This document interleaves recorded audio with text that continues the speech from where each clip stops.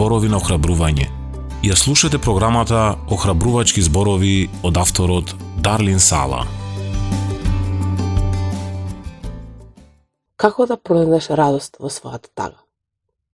Тетката на Гил, Џорџија, вдовица која ги поучуваше хендикепираните деца, знаеше што значи да доживееш трагедија. Таа се омажи со Волтер Дикенс, кондуктор во воз, и по неколку месеци остана бремена. Но нивното бебе умре набрзо по раѓањето.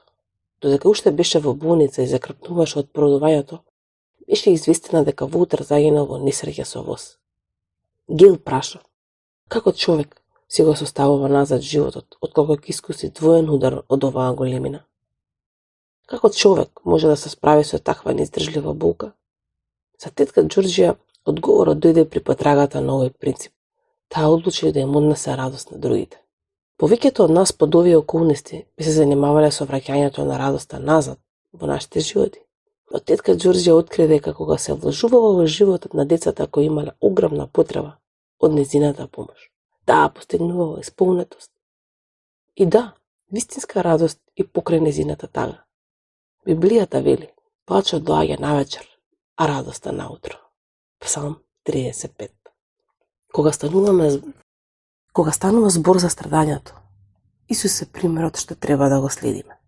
Можеби не чувствуваме радост во сегашните околности, но има радост во нашата иднина, се додека гледаме во Исуса, почетникот и исполнителнот на нашата вера, кој поради радоста што беше пред него, го претрпе крстот, презирајќи го срамот, и седна одесно на Божиот престол. Евреи 12:2. Ако сега си длабоко во тага, сега прашај го Бог да донесе некој во твојот живот, некој може да му причиниш радост. Ке искусиш исцеление додека го правиш тоа. Ја слушнавте програмата Охрабрувачки зборови на македонски јазик од авторот Дарлин Сала.